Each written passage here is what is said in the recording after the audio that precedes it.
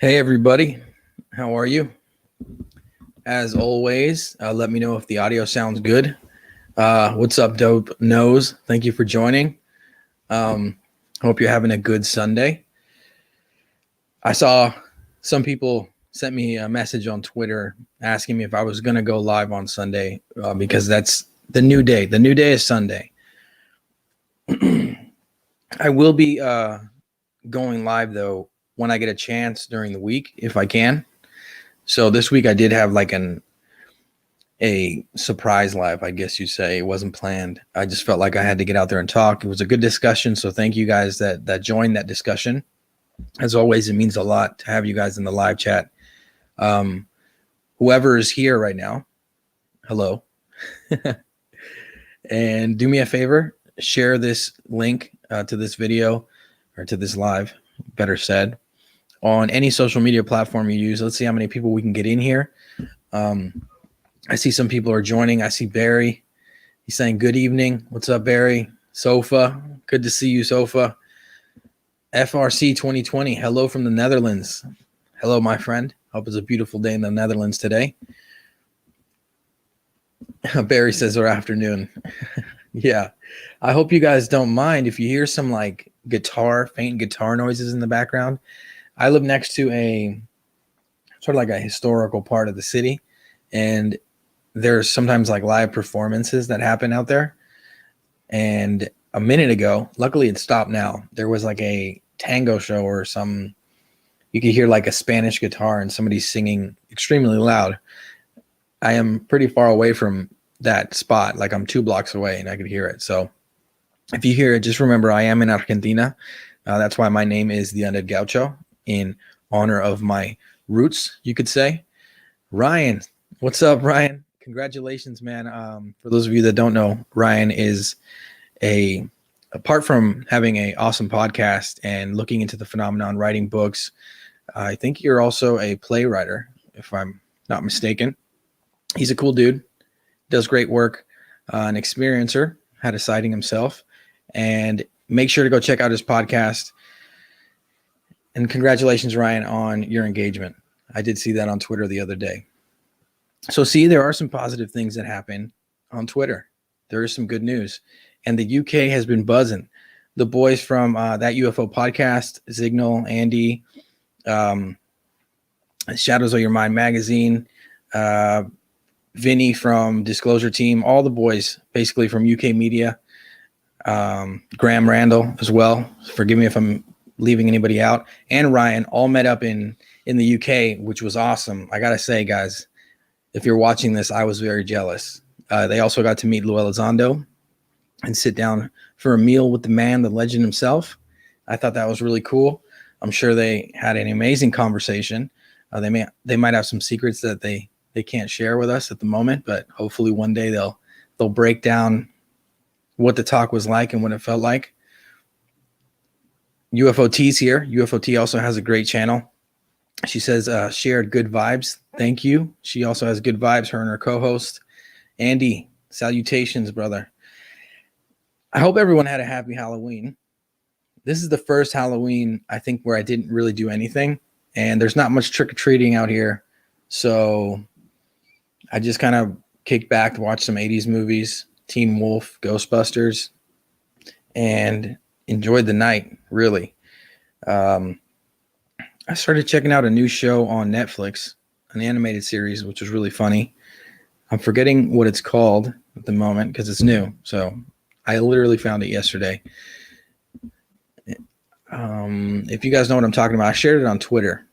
You can throw that down in the comments. I'm sure people would love to check it out. It's a great show. It's funny. Let me think of the name and then I'll get back to it. But today I wanted to touch on something that I think is really important. And I've talked about it a bunch of times on this channel, and that's the abduction phenomenon. And I titled this The Abduction Phenomenon, The Hard Truth, because it is a difficult topic to process and to break down. And the current situation, the current discussion that we're having, trying to take this topic to a higher plateau or another level, is really focused on data and pulling data from visual sightings, right? From sightings of craft. But there isn't too much focus on the abduction phenomenon at this point in time.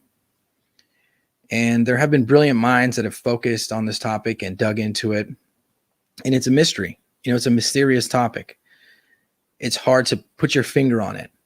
And I understand that some people might argue that it's difficult to study.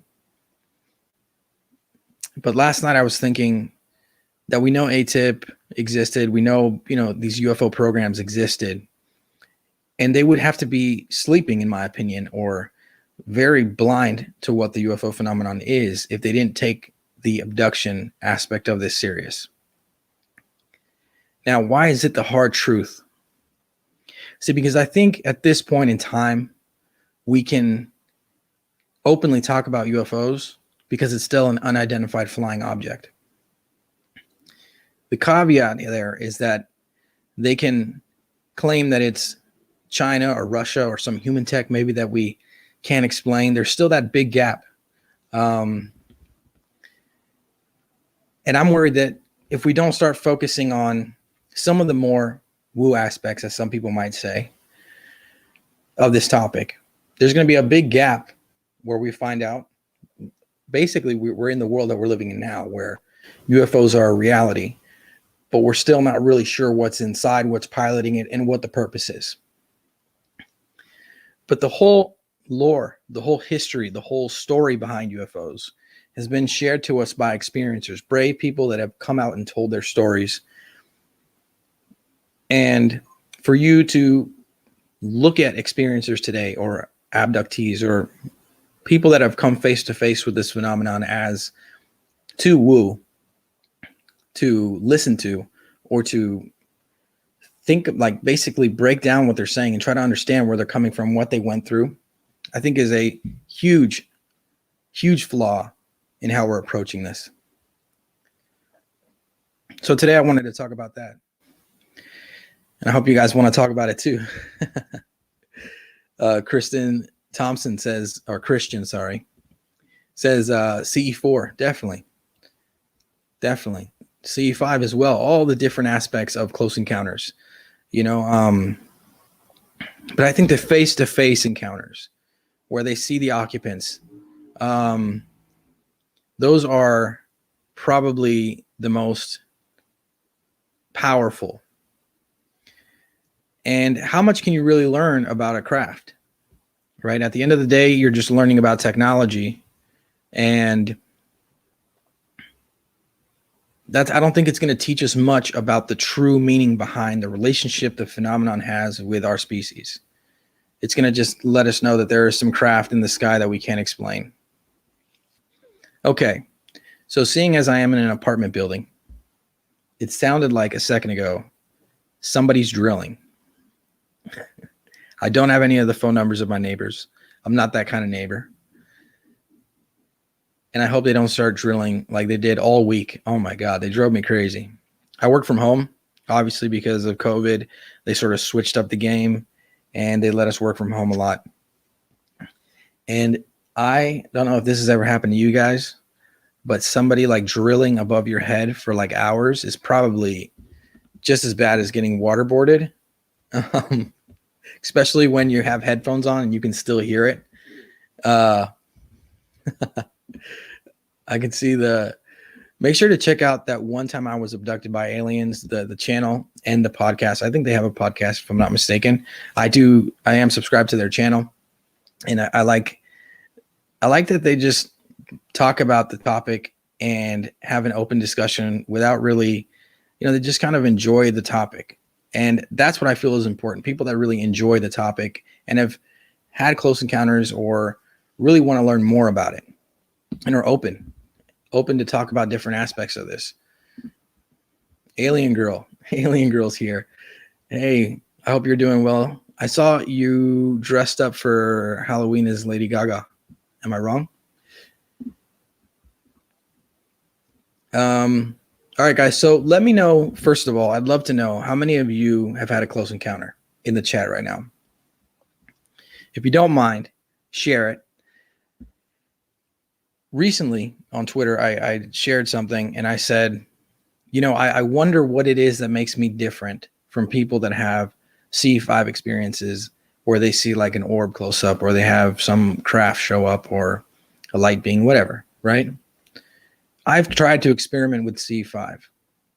I've tried to like learn how to meditate and learn to like get in touch with my consciousness to then practice that protocol or whatever, even though I'm not a fan of Greer, but you know what I'm saying? Practice the meditation, practice this process that people use. And I've done it alone. I've done it in open places. I did it once in a field in the middle of the dark, like pitch black. And I got to be honest, I was a little uneasy, more because sometimes, looters, it was on a ranch, my uncle's ranch. And I was there alone with my wife. And I said like, hey, I think she went to lay down or something. And I went out onto the ranch. I jumped the fence, where the horses, I don't know what it's called. I guess where they hang out, right? There's probably a name for it. The pasture, right? And I walked out there to the middle, which you're really not supposed to go out there, but I did. And I sat down and I tried to like focus and open my mind to the possibility that it could happen. And I tried to invite it in and be, spread a message of kindness and not be like negative or have any ideas in my mind about fear. And nothing happened. Can you guys hear the drilling? If you can't hear the drilling, I'm fine. I'll keep going. They didn't drill all day. I turn on this camera and I start going live and they start drilling. So forgive me for that. I'm sure they'll stop soon. It's going to be like intermittent. Can't say that word. Let me check out the live chat. It's not UFO related, but 3 days ago, I was physically touched on the shoulder by something that wasn't there in broad daylight. My wife, just feet from me. Hard to wrap my skeptic brain around. One thing that I've been trying to relay, especially after reading Skinwalkers at the Pentagon, everyone lost it on the Dino Beaver thing. If you haven't read the book, make sure to check it out. There's this creature or entity or being or whatever that comes out on the ranch in this certain part of the book, and it resembles, I think the description they used is so not appealing to the mind. It's not like a cool description. It's not like a werewolf, like a skinwalker. It's like a big clunky thing that kind of looks like a beaver with scales sort of trotting through a field on Skinwalker Ranch, and then it disappears. And so many people have a hard time understanding or trying to like think about the possibility that could be a reality, right? That there could be beings that are so strange to us that we can only associate them to things that we have to reference to. And I think it's hilarious, to be honest, because I've looked into this topic for many years. I've read stories about giant mantis beings. I read stories about tall grays and short grays and things that had faces like silly putty and robots and humanoids and so many different types of UFO occupants, which is something we could talk about briefly today. When I hear that kind of stuff, it doesn't really freak me out or make me go like, oh no, now I can't believe this. Especially because the big, the thing that took the lid off of this for me was the state that we're in today. This discussion that's going on today, the reality that this topic is being taken seriously on a very, very serious level by the US government, at least in many governments in the world, right? So what does that mean? I think it means that a lot of the paranormal is actually normal. And that was kind of the basis of my channel in the beginning. Like I used to talk about different high strangeness things because I like John Keel. I like the story of the Mothman was fascinating. And there are different stories like that from around the world that seem to resonate and echo. I don't think they're all real or they are all 100% legitimate. I'm not saying that when you hear these kinds of things, you start to believe everything that you hear, but I'm saying that you have to be open to the possibilities of high strangeness, especially when the UFO topic is very, very much high strangeness. Think about the Men in Black encounters. Think about everything you've ever read or learned about that is tied to this topic. It is high strangeness front to back. Now, as soon as we start to put things into boxes, we start to kind of get rid of this idea of high strangeness. People are afraid of the woo. They're afraid of what they can't explain. They're afraid of the unknown. But you shouldn't be. Because sometimes on the other end of the unknown is exactly what you were looking for. It's like walking into a dark cave. You're never going to find the treasure if you don't go into the dark cave. I don't know.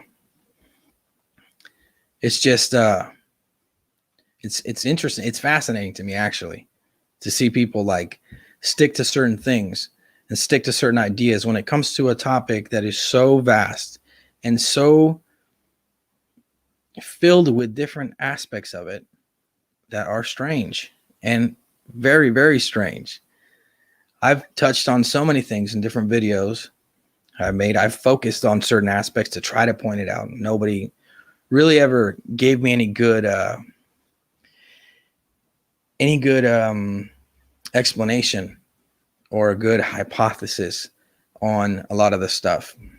Some of the most simple things. I keep bringing this up because nobody really ever has said anything to me where I've been like, yeah, totally, that makes sense. The thing, basically, for example, the anthropomorphic aspect of the occupants, the humanoid aspect, for me is still puzzling, because there are two types of approaches when it comes to life in the, on other planets, or life on other planets, right? The way evolution might work. Give me a second. Let me drink some water. The way, I probably shouldn't drink the water so close to the mic. You guys can probably hear that. All right. The way evolution might work on a different planet, or might happen. I think humans have this problem where we associate everything to what we know. But I truly believe that if there is life spread out through the cosmos, there could be so many different forms and different types of life that resemble nothing like we have here on Earth. I mean, there are some creatures here on Earth that don't resemble anything I've ever seen other than that one creature. Does that make sense? The jellyfish is the jellyfish, but there aren't many other, that there are a lot of different types of jellyfish. Don't get me wrong, but I'm saying that it has nothing, it doesn't really resemble humans. It's not anthropomorphic. And it makes sense because of where it evolved and all that kind of stuff. But I'm saying spread out through the cosmos, if we're going to be realistic, if there are so many planets out there, the amount of life that there could be is endless. Now, I think that the anthropomorphic nature of some of these beings, right, the humanoid aspect of it, is a good fallback, if anything, to hypothesize on the idea that they could have maybe evolved here on this planet, because they can't be so can't be so similar to us unless they came from a planet almost identical to ours, which is possible, right? But it's just too humanoid. Like the Greys are so humanoid, it's ridiculous at certain points. And then you have straight up humanoid occupants. Like, I think right there, the straight up, like, if you believe there are humanoid occupants that look like that it's not just an impression they're giving you with some sort of telepathic interference or something, they're making you see that. If you believe that there are humanoid occupants that look just like humans, I don't see why you wouldn't think that they weren't some kind of hidden race from this planet or something that has to do with this planet. And the never-ending story that seems to be going on with this phenomenon, the back and forth, the cat and mouse, like I said on one of the last podcasts or lives. I think that is a sign that, this is not alien. I'm not saying that it's not alien as something. I'm not saying that it's not alien in the idea of it's not something that we can identify or something unexplained. I'm saying it may not be alien to this planet or to this reality or to this realm, whatever. So just some thought to throw out there. Let me check out the live chat. Let's see what's going on. I love this right here. A planet full of puppies would be nice. If you guys can see, I pointed the wrong way. Behind me right there, that's Red, who passed away back in July of last year. And Nala's here as well, my puppy. She's sleeping. She is knocked out. She's like tired of listening to me talk about UFOs and the phenomenon. Let's see. Humans spending enough time in zero gravity have been theorized to evolve into an octopus type creature. No bone structure, multiple limbs with suction capabilities. Imagine. It's also something that blows my mind. Imagine how we could evolve in the future and what we might look like. Even maybe not naturally, unnaturally, with plastic surgery and different things. Like, who knows what trends will change, you know, and will become like common everyday things that we do. It might totally change our appearance. I don't know.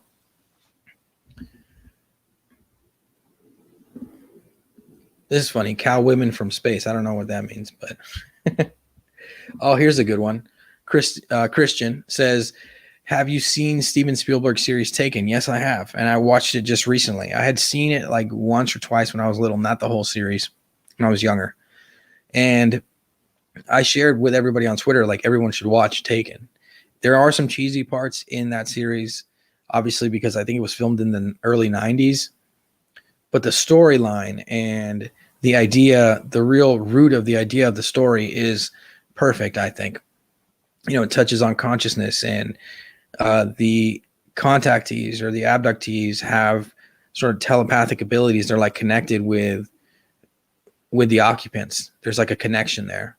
And I don't want to spoil it all, so make sure to check it out. I think it's great. I think it's probably one of the best UFO themed series out there, other than the last project, you know, the Project Blue Book series that came out recently on, I think it was for a History Channel. That was a good one. But definitely check that out. And when I was thinking about talking to you guys about this today, I was definitely remembering what I saw in Taken. Apart from, like, I love when shows and films really tie into research done and the real history of the phenomenon. And Taken does that very well. I do think Spielberg, because of his connections and because of who he was, definitely had a key to get into some minds that maybe most people didn't. We know that he knew Hynek, so he also knew about Jack Valet. You know, if you watch Close Encounters, you'll see the references. You'll see Hynek in the film. But the abduction phenomenon, for me, is getting sort of pushed under the table because it's hard to study it scientifically, I guess. We have to start thinking about the possibility that if there were programs that were looking into unidentified aerial phenomenon, I'm sure there was a program or a part of that program that was dedicated to tracking abductees and studying abductees, because there seems to be a link between certain bloodlines and families, certain people, to whatever this phenomenon is. And I think the real important stuff, you know, the clues that might change stuff for us, instead of having us talking about unidentified flying objects all day, are these experiences that these people have. So again, I'm going to throw it out there. Share your experiences in the live chat. Do me a favor. Share this on Twitter. Share this on whatever social media platform you use. Let's get some people in here. Let me know, guys, how your Halloween was again, to break off topic for a second. Did you dress up? I did not. Like I said, I didn't do much for Halloween, but I would have loved to. It's my favorite holiday, 100%, hands down. Not really the same vibes here in Argentina as in the States, but it is definitely my favorite holiday. Let's see. Personal experiences are king. They are. But there is a argument happening right now, or sort of a bias happening, to where because we can't really put our finger on it, we can't study it, nobody really wants to take it seriously. I'm really thinking, like, if you know anything, like, just stop for a second and think about every piece of information. Almost every piece of information we have is from a close encounter when it comes to this. Everything, up to the Tic Tac encounters, up to all that. Those are all close encounters. You know, they're all different levels on the spectrum, but they're all close encounters. And if these craft are just flying through the sky willy-nilly for fun or for tourism, I think we're not dealing with very intelligent beings.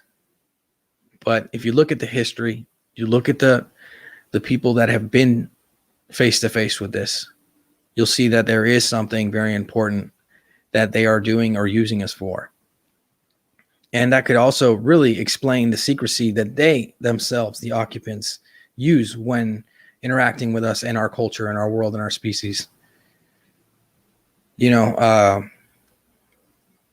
the most complicated part of all this is not the government keeping the secrets. It's the phenomenon itself hiding in the shadows for all these years. I understand all the drawbacks of it making contact with us. We've talked about this many times. But at the end of the day, the phenomenon has its reasons, and it seems to believe that they are the right reasons to not make contact with us.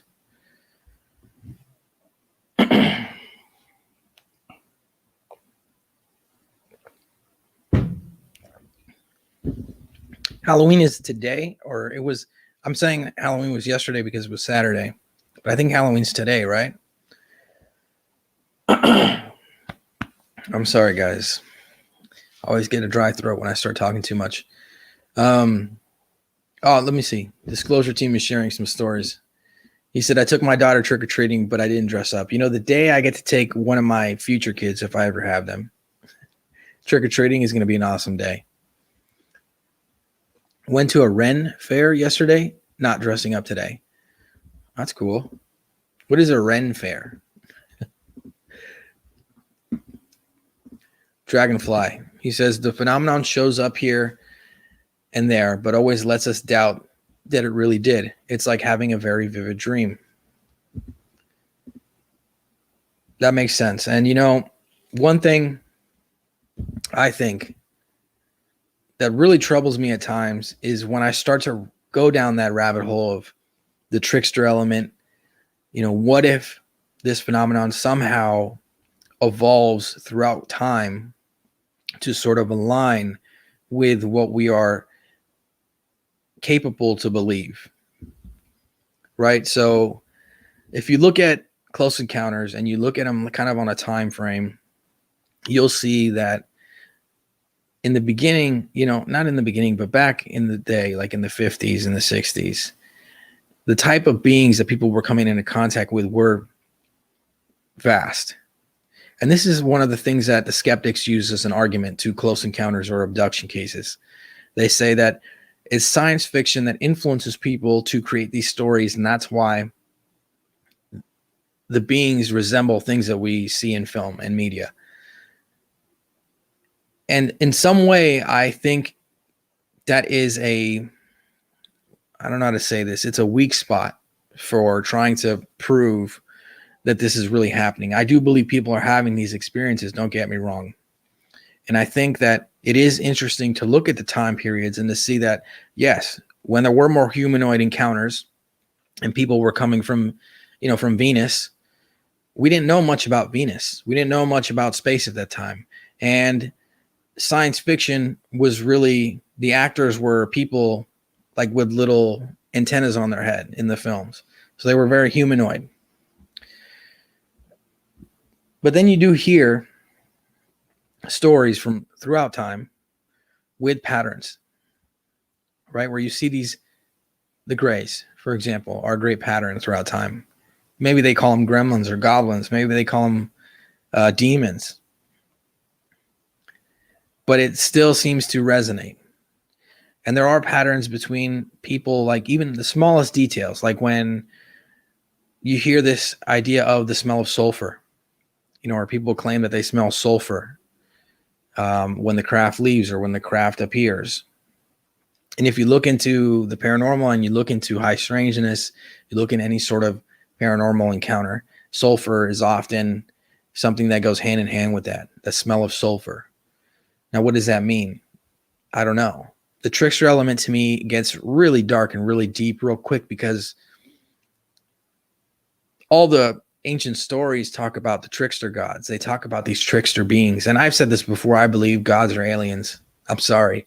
I don't know how else to say. I was at a church recently, the last time I went to a church, and this is no disrespect to anybody. They were talking about angels and heavenly beings, and they were saying that they come from out of the non-physical into the physical sometimes, and they come into our realm and our world. And this was being said openly in a group of people by I think she was like a nun, right, at the church. And I was sitting there going like, okay, so it's like an alien. I didn't say anything. Obviously, I didn't want to offend anybody, because people have this negative connotation with the word alien. They think it's all little green men in spacesuits. But I have read so much and looked into this topic so much that there is not really a definite, there's not really a line there for me, at least me personally. Because it's not a negative word. It's not like, oh, it's an alien. Oh, no, it's a space alien. No, I'm just like, it's an alien means it's not from here. It doesn't live on my block.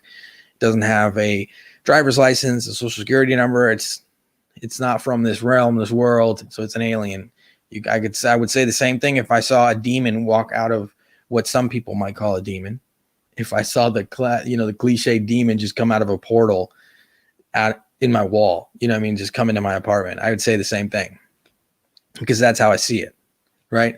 So they're talking about that, and the people there, if I were to sit down and talk to them about UFOs and aliens and talk to them about the phenomenon, they'd probably look at me like, what are you talking about?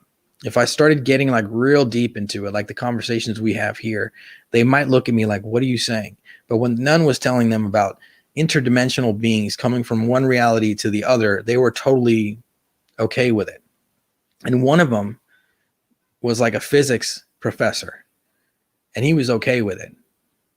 And I just didn't want to say anything, but you can see the signs that for some reason, there is this phenomenon tied to us, even if we don't associate it to UFOs, where there are these otherworldly entities and beings that influence our culture, our species. And they break off into pockets all around the world with different customs and different traditions, and it's there. And as time evolves, maybe that evolves and it turns into the UFO phenomenon. Maybe when they saw UFOs during the time periods that those holy books were written, they had no way to associate it. They didn't know what to call it. Von Daniken talks about the chariots of the gods. I mean, to me, it's not that difficult to understand. If you're really going to think about the phenomenon and you're going to talk about UFOs, and you're going to talk about, if you're going to be a believer of what's happening today, you have to understand that this could be something that has been happening forever. And that would mean that all those stories may have been close encounters. They may have been different levels of C5, different levels of CE. And it's all just written down and sort of narrated or described in ways that they could put into words. So again, maybe not so alien after all. I also asked the question too, do you guys ever look into the mirror and think that we're probably the most alien beings on this entire planet? And we're still missing that key element. The why are we here question never sort of fades. You can ignore it. You can pretend that we're here just for the experience. But I think there's more to that we're not really noticing, So thank you guys for being here and joining the discussion. Let's check out the live chat. I see Linda's here. She says, hey, Gaucho. Hey, Linda. Thank you for being here and always supporting me. Julie. What's up, Julie? Will, 24 hours. What's up, man?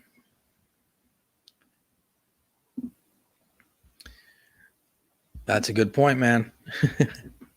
That's something my wife hates to hear me talk about that. As soon as I get into like the God aspects of stuff and I start mixing it in with UFOs, she's like, "Oh, stop. Just don't say that anywhere to anyone." I'm like, "It's too late. I already said it all over the internet." Johan, what's up, man? So again, let me throw this out there for those of you that are joining now or just tuned in. If you've had a close encounter and you want to share it, please share it in the comments. Or any thoughts, any theories, any ideas. What I think we need to do is continue to have discussions about close encounters. People that are abductees or experiencers need to come out and talk. You know, I've always said this. I believe it still to this day.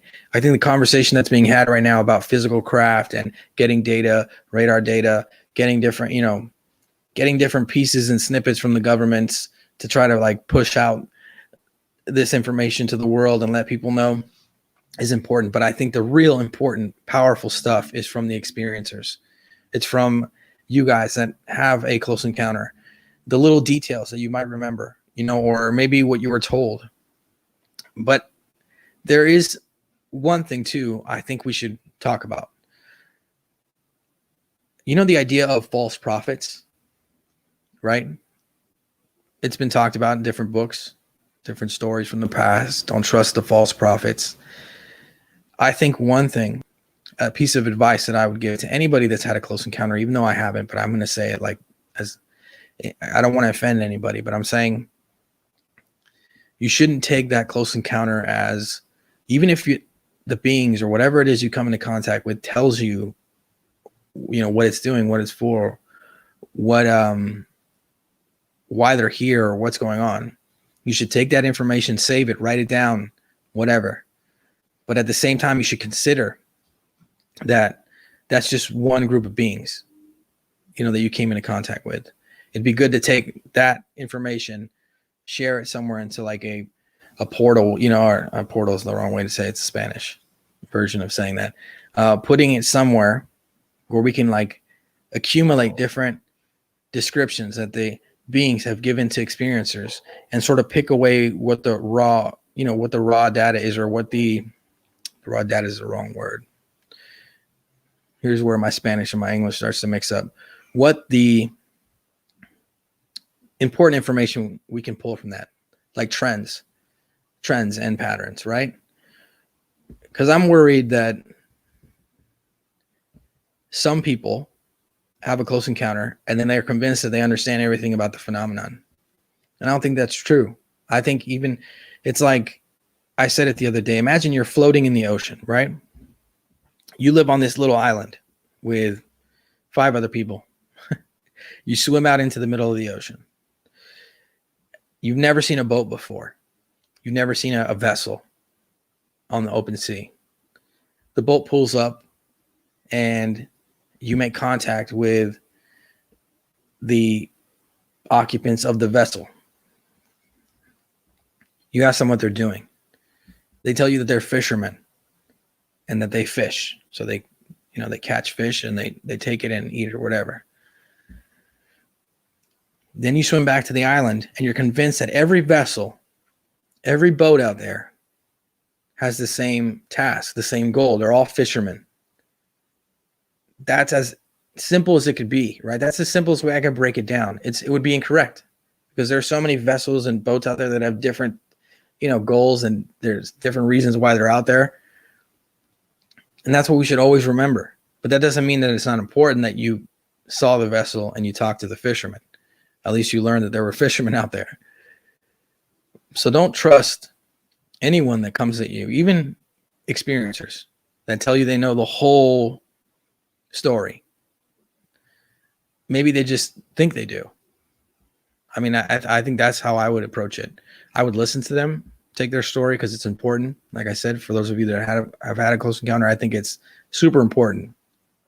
But I think even you as an experiencer, even you as an abductee, you should be like, wait, how do I know what they told me, or how do I know my experience is really what this is all about? Can I pull something from it? So luckily they stopped drilling upstairs. Thank God. like criminal profiling. That's interesting. Most encounters, I think, are set up as a personal encounter. That's something too I've considered. I don't know if you guys have thought about this. If we talked about it actually on one of the last lives. Like if you come into contact with a group of beings that you think could be violent or could respond in a certain way, I think if you follow a script and you tell them kind of what you know is going to calm them down and keep them calm, it's the easiest way to do it. Especially if you were highly intelligent dealing with something inferior to you. The easier way would be to just tell it what it wants to hear to keep it calm. Because we may be physically stronger than them. Who knows? Maybe we're way more violent and we're way more capable of causing damage than they are physically.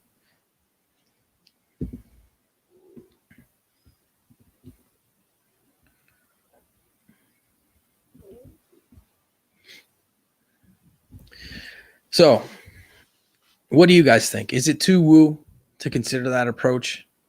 Because I really think the post-disclosure world that so many people talk about can't really happen until the UFO abduction aspect of this gets talked about, right?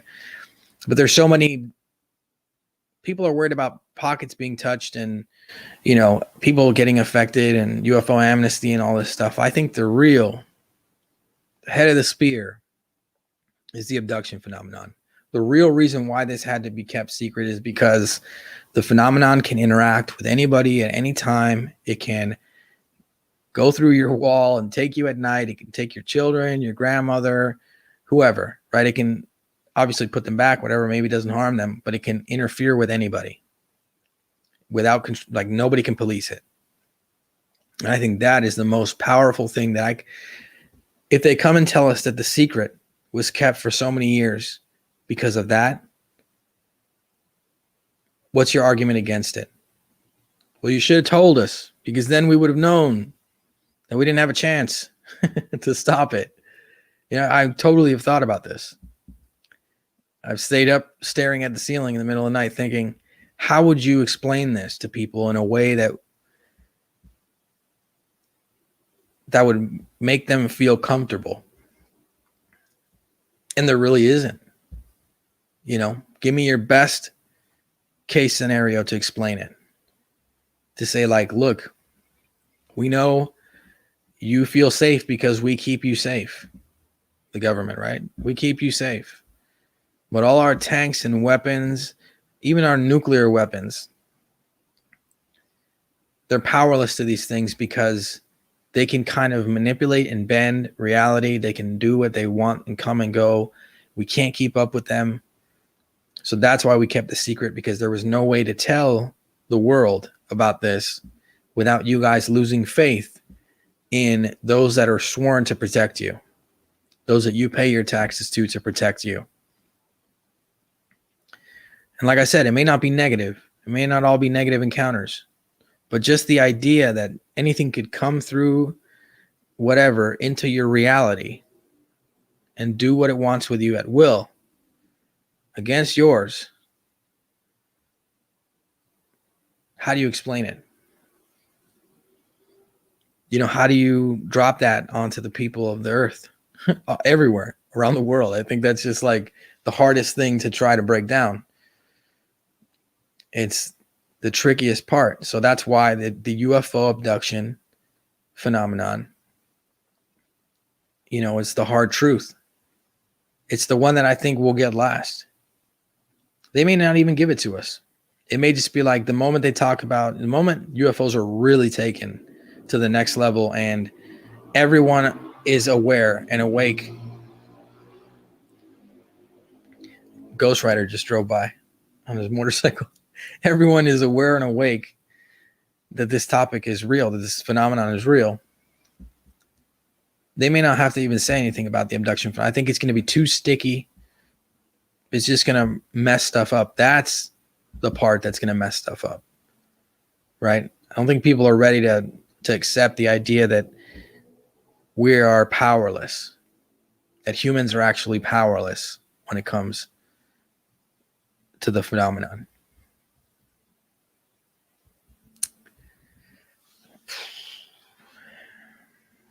That's the scary part, right? I mean, you could look at it however you want. I just think it's unfortunate because we kind of have the choice to interact with what we want. I mean, there are certain things that happen that we have no control over, and this may be one. And that's just how we're going to have to live.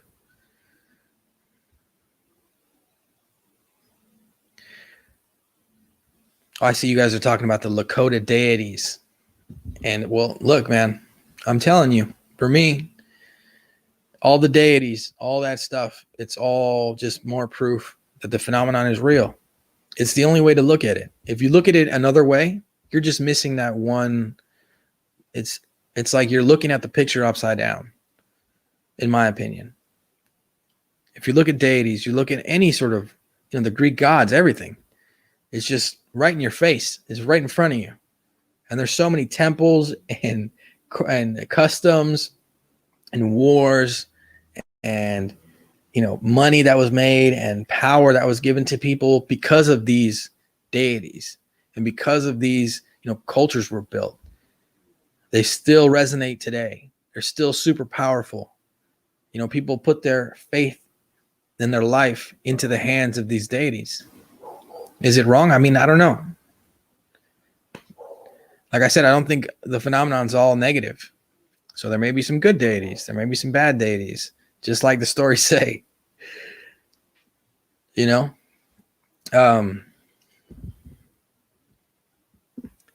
out the live chat. So keep telling me, guys, what did you dress up for as in Halloween? I really wish I got to dress up. Next year, I'm going to do a UFO themed costume. I'm going to figure something out. I saw some cool ones online. And if I ever have a house, even though I'm in Argentina, I'm going to decorate it. I'm going to go all out for Halloween. And I'm going to put like a crash saucer like I shared the other day, that picture. I'm going to put that in the front yard. I'm going to put some grays everywhere. I saw some cool statues. They were like garden gnomes, but they were grays. That's pretty cool. And you can have that all year round if you want in your garden. I thought that was pretty cool. It might scare some people though. Let's see. Bald werewolf. A bald werewolf. A bloody ghost. That's pretty cool though. I get it. You're telling me what you were dressed up as. I'm like a bald werewolf. That's pretty cool though. If I could be anything out of like the monsters of myth, I'd probably be a werewolf. I think that'd be the coolest. It would kind of suck, but it'd be the coolest one, I think.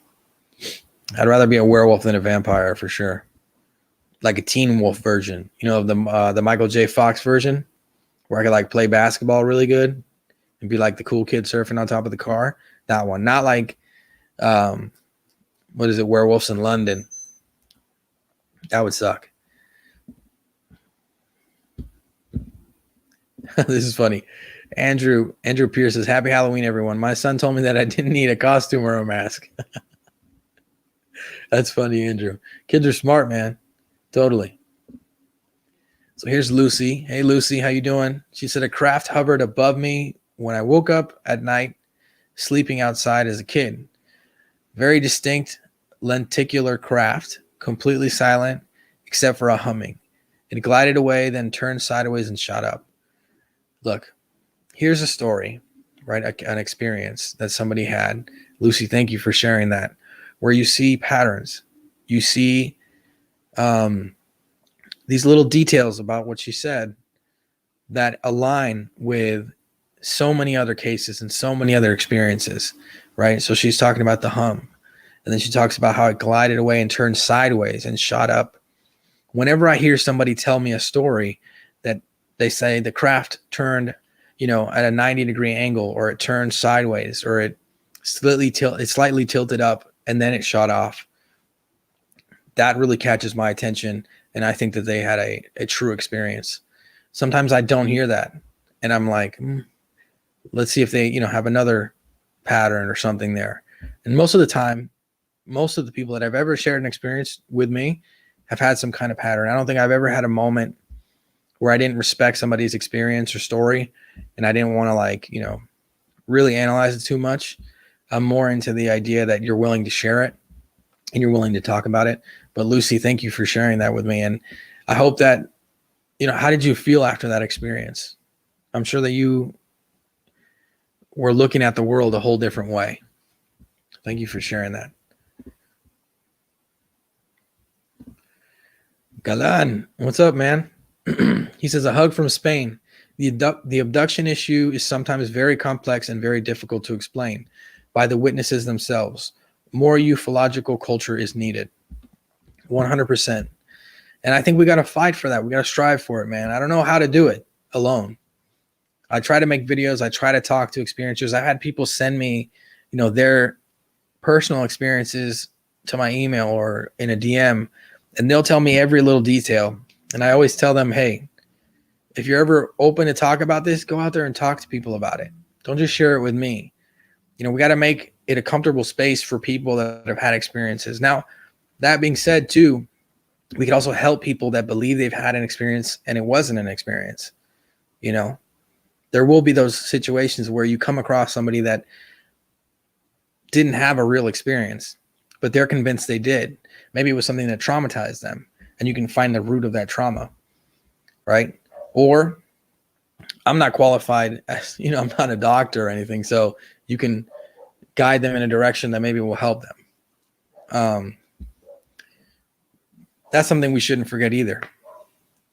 That the skeptics, sometimes the healthy skeptics, do make some good arguments. And I think trauma and false memories could be sometimes linked to paranormal experiences or close encounters or these kinds of things. And if we can put our finger on it and we can guide them in, the right path to go get some help or to heal that trauma, then we should. But I think if there is somebody out there that is having a close encounter every night, or has been having a close encounter frequently throughout their whole life, we need those people. We need to talk to them. We need them to feel comfortable and come talk to us and talk to the whole UFO community. And maybe not just us here, obviously, but I'm saying like somebody that can actually get their story out there or help them, learn more from them. It's nice to see too that Lou Elizondo and Chris Mellon are going to be working with the Galileo Project. I think that's pretty cool. It's good news. But I hope that they actually, at some point or another, take this aspect of the phenomenon very seriously. Because at the moment, what I was saying earlier is like, yeah, we can learn that there are UFOs in the sky. And that they're not, I don't think most people are going to agree with us about them not being human for a while, until we can prove that what's inside the craft is not human or not from our reality or our world, or maybe it is, who knows? But I'm saying until we can prove that inside that craft is what we've been seeing, these patterns all these years, they're going to think that it's human tech, and it'll probably evolve from, it's an unidentified flying object, or from that to not aliens, but it'll evolve to like, some secret tech. And that could go on for years. The idea that it's secret tech, that could happen forever. I don't know. Christian says, the most crazy thing about the phenomenon is that we don't have an ashtray from a saucer or a great photo that will shut the skeptics up. And we have studied and talked about it for 70 years. I think that part of the issue there is that there are probably photos and evidence. There's probably photos and evidence that we overlook because of the stigma that was tied to this topic, because of how on the line we are with this. I've looked at so many old photos from like the 70s and the 60s and the 80s, and it's a photo, and yeah, maybe one of those saucers is real, or maybe one of those craft that I'm seeing is real, and I'm just like tossing it into the bin. I think that's also kind of the issue, is like now we're getting to a point where the evidence could be so undeniable that, well, there's no other way for us to ignore it. The ashtray thing is really great, Christian, that you brought that up, because tell me, guys, if I'm off on this, but we talk about UFO crashes and retrieval of shards of the craft and the I-beams, these different things uh, that different parts of the vehicle or the craft or whatever that sprawl out and people pick it up. What about like an ashtray or like a pencil or like some kind of other technology that isn't a flying saucer? I've heard about like these weird wands that they use. I saw it in Whitley Strieber's film and I had read about it, but maybe it was influenced by Whitley Strieber's film and that's why I read about it somewhere. Who knows? But I'm saying you never hear about like alien gear, like gear from inside the UFO, or like what about their suits? How many cases have we read where they have like coveralls on and boots on? How come there's no like alien boots out there, or like alien belts being found, or a gift other than a pancake given to somebody by an alien, or somebody stealing something from a ship, or a piece of the equipment that they were using to study on you with? I'm saying that's something that I've always been like, I don't get that. Like, where is that stuff at? It's crazy. It's to the point where I've literally tried to like run searches on like alien boots, alien clothing found at a crash site, or alien article recovered by abductee or experiencer. You never see any of that stuff. You only hear about the craft, the beings. Sometimes, we've seen the I-beams and like the little control panels that they had their hands on. That could be a hoax too. Who knows? But you never hear about like a group of, I don't know, an alien trinket or an alien gadget that was found. And if you read cases, you'll see that there's stories of them like taking soil samples with like a little shovel and putting it into like a little bucket or something. And I'm like, where's the shovel in the bucket? I want to see that too. I don't just care about UFOs. I'd love to, if I could get my hands on any alien tech, imagine anything, I think that would be amazing. That kind of trips me out. It's only like alien metals and shards of craft and pieces of craft, but never like alien objects or any of the tools that they use during abductions or close encounters, the machines that people see inside the craft. What do you guys think about that? Let me know. I like this. He says, we wouldn't even recognize that kind of evidence. Maybe we would, though. I mean, would you recognize a shard of a UFO? I've heard stories of people seeing a UFO and then obviously like a chunk of it falls off, or like some molten stuff pours out the bottom of it and they pick it up. And then you've heard stories of people being on the craft, seeing all these machines, seeing like sometimes books on the craft. I've heard that. I think Betty Hill said that she saw a book on the craft. And I'm like, yo, where is this stuff at? If that's really what they're seeing, where is it? You guys haven't asked yourself that question. I've tried to look for it. I've tried to find it, and I can't find anything at all. No signs, just craft and the beings, and then video footage and, like crash UFOs, but never anything about like a UFO crash where like somebody recovered, I don't know, a piece of the screen that they were using to project something, or a piece of the computers or the boards inside the craft. I did see, obviously, with the Roswell crash, there's that mystery, like I said earlier, the I-beams and the thing they put their hands on to control the craft, supposedly.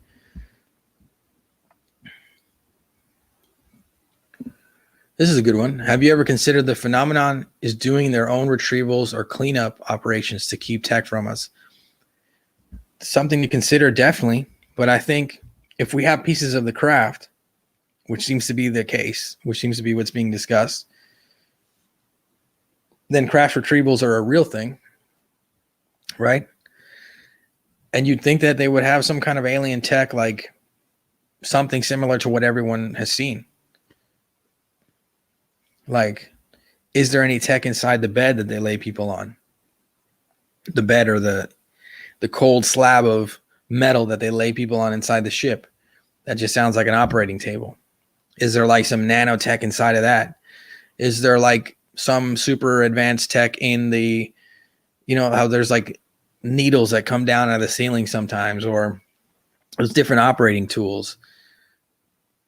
I'm saying that stuff, somebody's got to have one of those. If there's people with pieces of crashed craft around the world, and if there's craft that are crashing or getting shot out of the sky, whatever it may be, I'm saying there's got to be like a poppy seed farm somewhere in a remote location with a craft just sitting there, that's been sitting there for like 50 years and nobody, uses it. Some goat farmer, he's like, yeah, my grandfather said that fell out of the sky a few years ago. It's been there for like since my grandfather's grandfather, like some crazy story like that. It's got to exist. I mean, it has to. If there are crashes, I think there could definitely be something like that.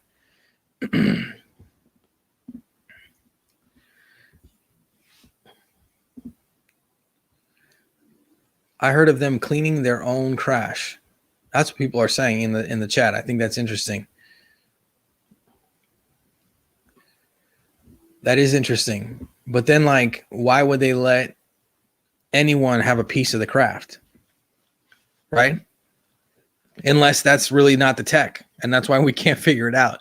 Because whatever we're getting is like a flat version of a car. It's like not the most teched out version of, it's not the sports model, like Balbazar likes to say.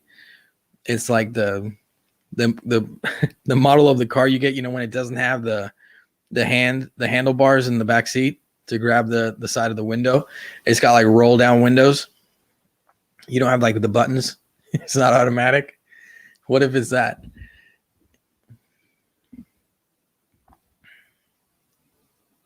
That's really cool. I like this story. She said, I told my dad, who believed me.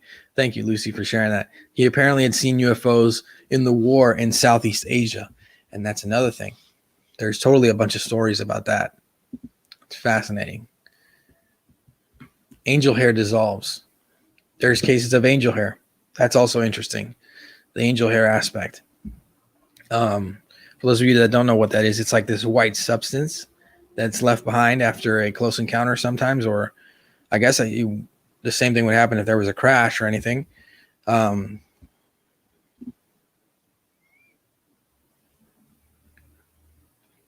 fiberglass, angel hair. I think that's what you guys are talking about. Maybe it didn't dissolve.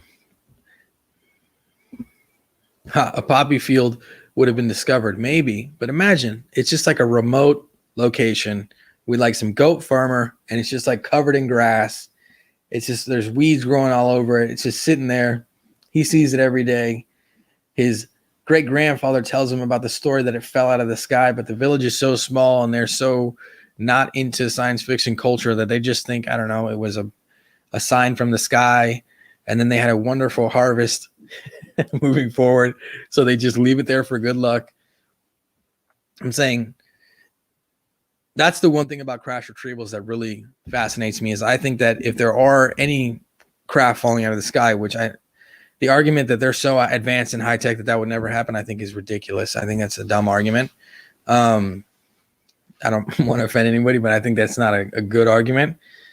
I think anything could be fallible, right? Who knows? And there should be like lots of crash craft. Bob Lazar, some people hate his story, some people love his story, but he did claim that there was like some, an archaeological dig where they found a crash craft. So I'm saying, even to this day, we find things hidden underground and hidden in certain locations on Earth that you'd never think, you'd find anything at. So I think this could be the same, right? Early crash retrievals were at remote sites. Let's see where the story goes from here, because if there are crash retrievals, right, this is something I was thinking about too. there's definitely got to be like multiple crash retrieval programs and all this kind of stuff, because everyone wants to get their hands on this tech first. It makes sense. You could change the position of your country if you had this technology and you understood how to use it. So there's got to be like a bunch of recon groups from different parts of the world, even like private industry, that go out to these kinds of situations and try to recover whatever they can. And we know that that exists. I mean, we know Bigelow had OSAP. We know that these kinds of things exist. I think it's fascinating that we don't think more about it, because all it does is add validity to the topic. That's the most beautiful part about me reading Skinwalkers at the Pentagon and seeing that ATIP existed. It wasn't that, oh, finally, great, now the government can like come out and tell us. I was like, oh, see, this was a serious topic. This is a serious thing. Like, let's see where this goes from here, kind of situation. Let's check this out. During World War II, we learned our radar arrays would interfere with their navigation system.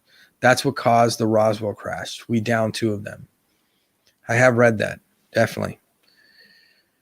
The one thing I think about this, though, this idea is that, like, if we could shoot these things out of the sky, please don't tell me that you don't think the U.S. and the superpowers in the world wouldn't just be shooting them out of the sky all the time and taking their craft and doing whatever they want with it. I think that they don't have the one reason why they can't tell you that this is real and can't come out with the disclosure like we've seen in the films, because Will Smith can't jump in a jet and shoot a mothership out of the sky. You know, I think that's what the problem is. It's like they can't control it. They can't police it. They can't tell you everything's going to be okay. They can just somehow figure out a way, kind of like with the conversation right now, to tell you that it's there. And not enough people look into this topic to know what we're talking about at this time. They might know in 10 years, you know, when it becomes more socially acceptable to discuss.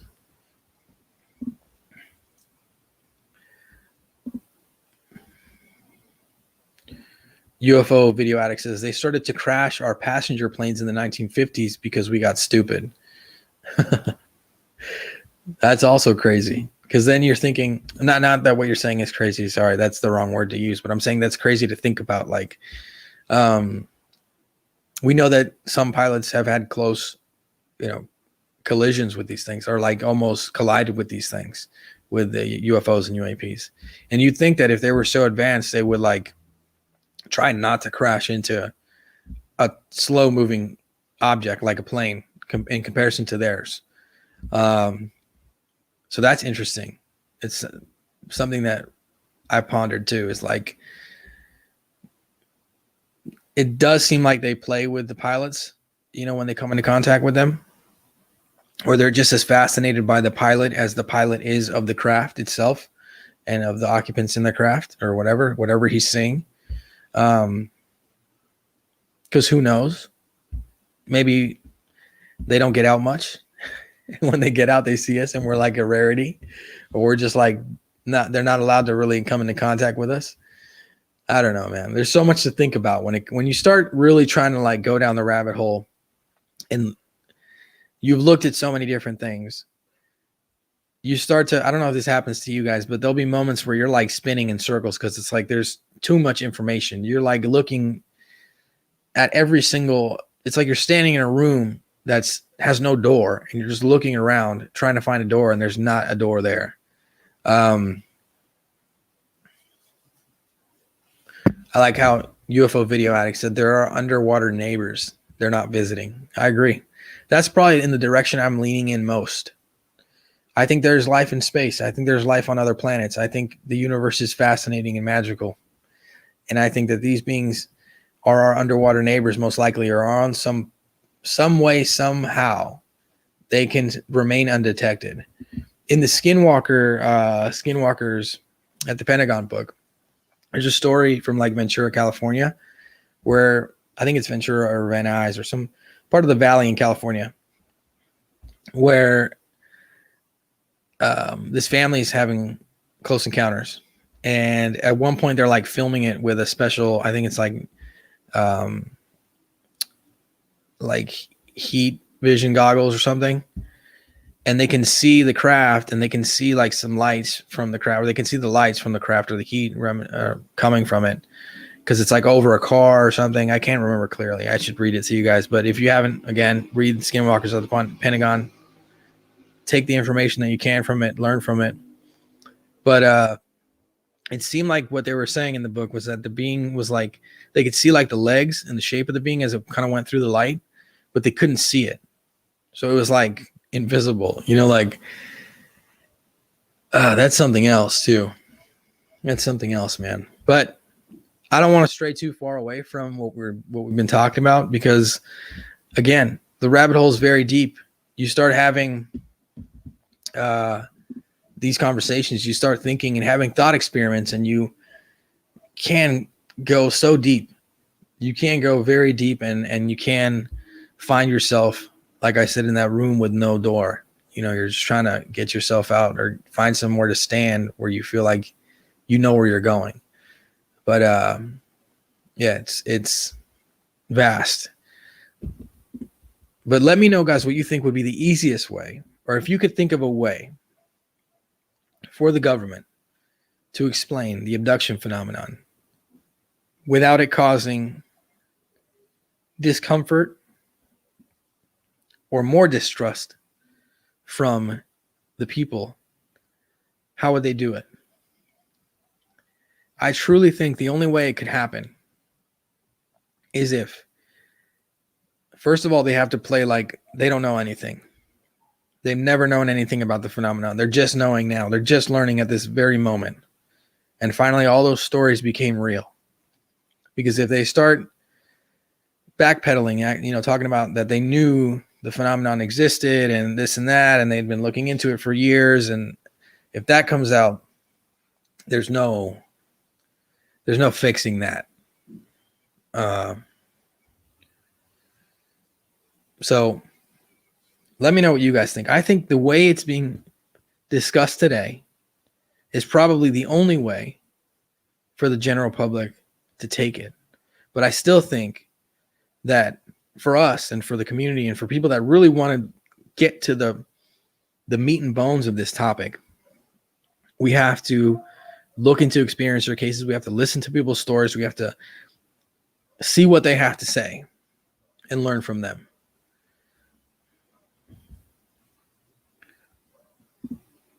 The rabbit hole is so deep, and has so many tunnels. Yeah, I can agree with that, my friend. Totally. Barry, he's saying, hey, Galan. Linda says, been over 70 years and still not acceptable. Oh, Linda, I saw that you gave me you used the super sticker. Thank you, Linda. That's awesome. Thanks. So, guys, it's been about an hour and 14, but I'd love to stay and keep talking to you guys. I'm going to have to go pick up my wife soon. She's coming back from a little, I guess I was going to say girls' night out, but a girl getaway. The girls got away.